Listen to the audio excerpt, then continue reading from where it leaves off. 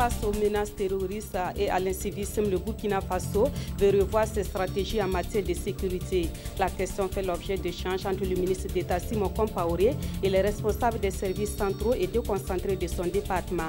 La rencontre a débuté ce matin dans la capitale burkinabé. Mesdames, Messieurs, bonjour. Merci de nous suivre. Tout d'abord, sachez que le Haut Commissariat des Nations Unies pour les réfugiés souhaite que le Burkina Faso ratifie la Convention sur l'apatridie. La représentante résidente de cette institution au Burkina Faso en a parlé au chef de l'État au cours d'une audience ce matin. Elle a aussi remercié le président du Faso pour le soutien qui a été apporté donc aux réfugiés présents sur le sol burkinabé. Plus de précisions avec Suleiman Sanou et Omar Zambri. La représentante résidente de l'UNHCR, le Haut Commissariat des Nations Unies pour les réfugiés, en visite à Kosiam. L'un des objectifs de cette visite est de présenter le programme d'activité mené par cette organisation au profit des réfugiés vivant au Burkina Faso. Ce que nous avons essayé de faire justement, c'est d'aider ces réfugiés et la population locale qui les a accueillis à leur arrivée. Donc nous avons des activités, par exemple, la population a accès au centre de santé qui sont là pour les réfugiés. La population riveraine aussi a accès à l'éducation. Les enfants de cette population fréquentent des écoles construites par le HCR au niveau des camps. Nous avons aussi fait des forages, non seulement au niveau des camps, mais aussi au niveau de la population locale. Le deuxième objectif concerne le deuxième mandat de l'UNHCR qui est la lutte contre l'apatridie. Gogo Ukporti est venu plaider auprès de Rochma Christian Kaboré la ratification de la Convention pour l'éradication des cas d'apatridie. Pour nous, c'est important. C'est aussi un honneur pour nous de travailler en étroite collaboration avec le gouvernement pour que le Burkina soit reconnu comme un pays qui lutte contre l'apatridie, qui lutte pour sa population, afin que cette population ait des documents. La représentante résidente n'a pas manqué de remercier le gouvernement burkinabé pour ses efforts constants en faveur des réfugiés présents en grande majorité dans la région du Sahel. Renforcement de la sécurité au Burkina Faso dans un contexte marqué par des attaques terroristes et l'incivisme. Le sujet fait l'objet d'échanges depuis ce matin à Ouagadougou. Échanges entre le ministre en charge de la sécurité intérieure et les responsables centraux, régionaux et provinciaux de la police. Il est attendu de cette rencontre des propositions pour un nouveau maillage sécuritaire du territoire pour plus d'efficacité dans les interventions des forces de sécurité. Issaka Fando, Maïmouna Traouri. Cette carte fait l'état des lieux des structures de police fonctionnelles au Burkina Faso. Elle relève les insuffisances tant au niveau des ressources humaines que des équipements. Des insuffisances qu'il faudrait corriger pour parer aux éventuelles attaques terroristes et aux dérapages sociaux. Ces cadres de la police nationale, 62 au total, sont chargés de réfléchir pour proposer un seuil d'effectifs et d'équipements opérationnels pour assurer la sécurité intérieure. Si vous avez des éléments et des éléments en nombre suffisant, mais qui n'ont pas de fusil, vous voulez qu'ils fassent quoi? S'ils n'ont pas la protection, ils vont se faire liquider littéralement s'il y a une attaque. S'ils n'ont pas de maison, des abris ou des tentes, quand il va pleuvoir, vous voulez qu'ils fassent comment? C'est un package d'éléments qui doivent concourir à faire en sorte que les policiers soient opérationnels, efficients sur le terrain. À cette rencontre, il a été aussi question du déploiement des cadres de la police nationale et de l'encadrement des agents, de la restauration de l'autorité de l'État et de l'organisation du travail dans les structures de police. Le ministre en charge de la sécurité intérieure souhaite le renforcement du contrôle de la qualité des prestations des policiers sur le terrain et les invite à la conscience professionnelle. Parlons de sécurité aérienne à présent et nous mettons le cap sur Bobo-Dioulasso. Le transport aérien des produits dangereux est au centre d'une formation qui se tient dans la ville de Sia. Les bénéficiaires de la dite formation sont des experts de l'aviation des pays de l'UEMOA et la Mauritanie. Un recyclage qui va leur permettre de disposer d'une expertise renouvelée en vue de mieux assurer la sécurité aérienne en Afrique de l'Ouest. Plus de précisions avec Hassan Gourabou et Mireille Carole Tougouma. Renforcer les capacités des États membres de l'UEMOA et de la République islamique de Mauritanie sur la supervision de la sécurité aérienne, c'est ce à quoi va servir cette formation. Pendant 5 jours, ces inspecteurs de la sécurité aérienne ainsi que ce personnel technique de l'aviation civile de notre sous-région apprendront à superviser le traitement, le stockage et le transport aérien des matières dangereuses dans le respect des normes internationales de sécurité. C'est un thème qui est très important dans la mesure où le transport des marchandises dangereuses par voie aérienne a un impact sur la sécurité des vols.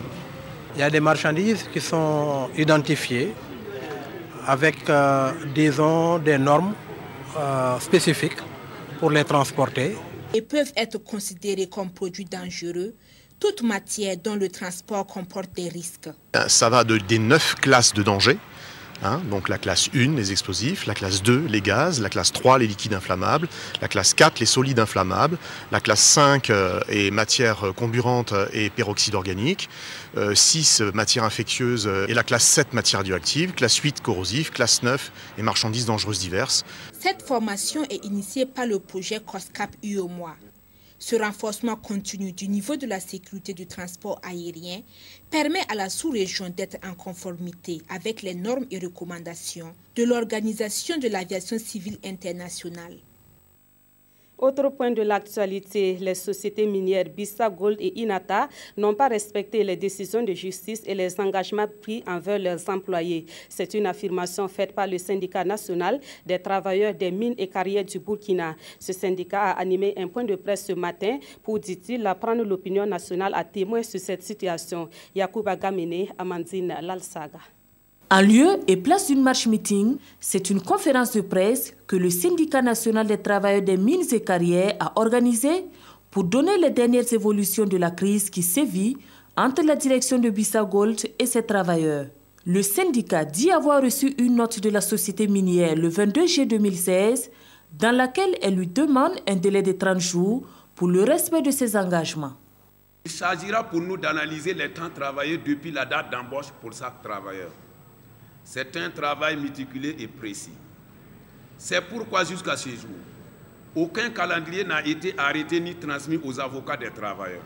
Nous vous prions de bien vouloir suspendre la manifestation que vous avez prévue le 27 juillet 2016. Pour mémoire, la crise entre la direction de Bissa Gold et ses travailleurs est née le 9 octobre 2015 et a occasionné le licenciement de 116 employés. Le syndicat déplore également la situation qui prévaut à Belaourou, Inata. Le dossier a connu un jugement en faveur des travailleurs le 5 mars 2015. Donc tu as ta décision depuis 2015 et tu ne peux pas faire exécuter par le huissier parce que l'employeur est là et fait des appels, des référés, des appels, des référés. Selon le syndicat national des travailleurs des mines et carrières, les textes régissant le code minier comportent des failles. Et pour l'amélioration des conditions de vie et de travail des employés du secteur des mines, ces militants restent mobilisés. Et qu'en est-il de la situation des femmes sur les sites miniers? Une étude révèle que les conditions de vie et de travail des femmes sont difficiles sur ces sites. C'est une étude commanditée par l'Association des femmes du secteur minier du Burkina. Elle a concerné 6 sites miniers et les résultats de cette étude ont été soumis à validation à Ouagadougou. Plus de précisions avec Issa Kafando et Nathalie Sawadgo Nabaloum. Au Burkina Faso, les femmes œuvrant dans les sites miniers artisanaux travaillent dans des conditions pénibles et la plupart du temps accompagnées de leurs enfants en bas âge. Au niveau industriel, elles interviennent plus dans l'administration et les activités d'appui aux travailleurs des mines. Ce sont, entre autres, les résultats d'une étude menée par le groupe Faso Ingénierie, Accord Consul et Safrique Internationale au profit de l'Association des femmes du secteur minier du Burkina Faso. Une étude soumise ici aux acteurs pour validation. Nous nous sommes rendus compte que c'est vrai, le genre est pris en compte dans les industries extractives, mais il se trouve que les activités qui sont menées autour des sites miniers, c'est-à-dire que ce soit les sites d'orpaillage, les sites de semi-mécanisés et même au niveau des mines industrielles. C'est vrai, il y a une conscience qui se met en marche, mais nous avons constaté que la femme n'est pas dans la sphère décisionnelle. Après validation, il sera question d'élaborer un plan quinquennal de développement afin de mener des actions pour améliorer les conditions de vie des femmes et des enfants sur les sites miniers. Dans l'actualité également, la filière mangue est de plus en plus menacée par des attaques des mouches de fruits. Cela entraîne naturellement de pertes importantes pour les producteurs. Et pour minimiser ces pertes, des techniques de contrôle et de surveillance de ces nuisibles sont proposées aux acteurs de la filière mangue. L'une de ces techniques a été expliquée aux producteurs de mangue de Orodara, Hassan Gourabou, Mireille Carole Tougouma. Ces mouches de fruits sont prises dans ce piège contenant un produit appelé Timay. Nous sommes dans un verger expérimental à Orodara. Une technique qui permet de mettre hors d'état de nuire ces mouches responsables des asticots et du pourrissement des mangues. En tout cas, ça a servi d'un champ école au niveau des autres producteurs pour montrer les nouvelles techniques associées de litres qu'on veut faire au niveau des vergers, c'est-à-dire les techniques associées de succès à part de Timay et la sanitation du verger. Donc on voit que si la pratique est pratiquée par presque tous les producteurs, ça peut donner un résultat. Comme dans ce verger pilote, cette expérience se déroule dans 11 autres vergers. Et pour les chercheurs de l'INERA, l'association des produits Timay et GF120 plus l'assainissement du verger permettent de lutter efficacement contre les mouches de fruits. Et c'est grâce à la combinaison des différentes technologies de lutte qui constituent le paquet technologique que nous avons déployé dans le verger que la durée de protection de mangue a été prolongée. Sinon, en comparaison avec les vergers témoins, vous n'aurez pas de mangue actuellement. Cette visite de terrain intervient après une série de formations à l'égard des producteurs sur la lutte contre les mouches de fruits. Une sortie qui se veut également une aubaine de sensibilisation sur l'utilisation de produits homologués dans les vergers. Toujours dans les hauts bassins, le projet de promotion de l'irrigation goutte à goutte a été lancé le lundi dernier à Bobo-Dioulasso. Ce projet, dont le coût est estimé à 1,4 milliard de francs CFA, sera exécuté dans 4 régions du Burkina. Il a vu le jour grâce au partenariat entre le Burkina Faso et l'Autriche. Et ce projet sera mis en œuvre par le ministère de l'Agriculture et des Aménagements hydrauliques. Idrissa Warga, Kadouro Menki. L'irrigation goutte à goutte. Une technique promue par le ministère de l'Agriculture et des Aménagements hydrauliques. La technologie offre un certain nombre d'avantages. Le projet offre beaucoup d'avantages comparatifs, notamment en termes d'économie d'eau, en termes de travail, ça réduit le temps de travail. Par exemple, le désherbement des mauvaises herbes permet un temps d'économie. Aussi, ça permet d'utiliser les fertilisants et les produits pesticides en injectant ces produits dans l'eau d'irrigation. Dans un contexte de raréfaction des ressources en eau, le système d'irrigation goutte à goutte est donc le bienvenu au Burkina Faso. C'est une technologie qui est fortement adaptée donc au contexte burkinabé ici. Nous savons que nous sommes ici dans un contexte de région sahélienne avec les changements climatiques, la rareté des pluies. Donc cette technologie offre quand même l'opportunité de faire de l'irrigation d'appoint et d'économiser de l'eau qui est une ressource rare. Le projet de promotion d'irrigation goutte à goutte concerne 4 régions du Burkina. Ce sont le nord, le centre-ouest, la boucle du Mouhoun et les hauts bassins. Les journalistes peuvent jouer un grand rôle dans la lutte contre les changements climatiques. C'est la conviction de l'Association des journalistes du Burkina qui souhaite tout de même plus de professionnalisme dans le traitement de l'information sur les changements climatiques. La JB a donc initié une formation sur le sujet au profit de journalistes burkinabés. L'initiative est soutenue par le ministère de l'Environnement et la Fédération internationale des journalistes. Roger Kam, Yolande Lompo. En initiant donc cette formation au profit des hommes de médias, l'Association des journalistes du Burkina veut accroître et améliorer le traitement des informations liées au changement climatique dans la presse burkinabé. Il y a effectivement besoin d'outiller les journalistes sur la question. Le ministère de l'Environnement nous a envoyé un spécialiste en la question qui va nous initier aux thématiques des changements climatiques. En même temps, à côté de ce technicien-là, il y a un professionnel des médias qui, s'appuyant donc de son expérience, de ses connaissances sur les changements climatiques, va nous dire en tant que journaliste comment traiter la question dans nos médias. La protection et la défense de l'environnement étant un devoir pour tous, les communications qui leur seront données tout au long de ces 48 heures leur permettront de percevoir l'ampleur du défi qui s'impose à eux. Cette formation est une opportunité pour nous de pouvoir échanger avec les professionnels des médias, leur donner la bonne information sur les changements climatiques pour qu'à leur tour, ils puissent la relayer auprès de nos populations, que ce soit au niveau urbain qu'au niveau rural. Selon des études sur les effets des changements climatiques réalisées par le laboratoire des analyses mathématiques et des équations de l'Université de Ouagadougou, on note déjà des poches de sécheresse avec une plus forte variabilité en début et fin de saison. Et au Burkina Faso, cette attaque contre une église en France est commentée dans la presse écrite de ce mercredi. Autre sujet qui a intéressé les quotidiens, le bilan dressé hier par le groupe parlementaire Union pour le progrès et le changement. Voici la revue de presse de Aimé Solange Digma. Les parutions du jour rendent compte du bilan des premières sessions parlementaires 2016 du groupe parlementaire UPC.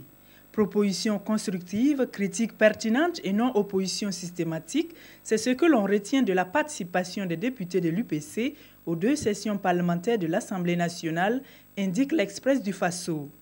Le groupe parlementaire UPC notifie dans notre temps que l'hémicycle n'est plus une caisse de résonance de la majorité.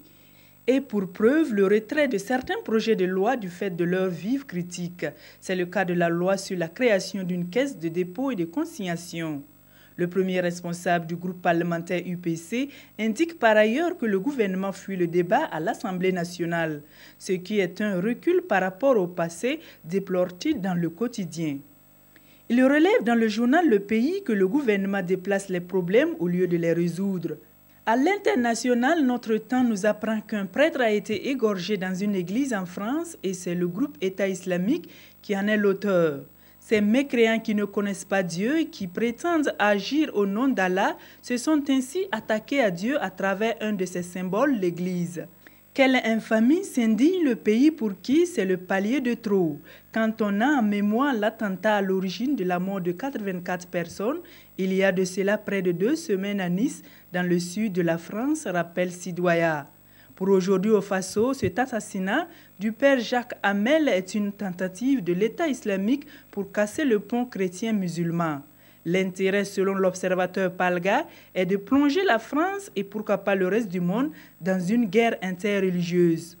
Il lance par conséquent un appel à tous les hommes de foi, de bonne foi et de bonne volonté d'éviter de tomber dans ce piège diabolique. On s'arrête là pour cette édition. Merci de l'avoir suivi. Très bon après-midi à toutes et à tous.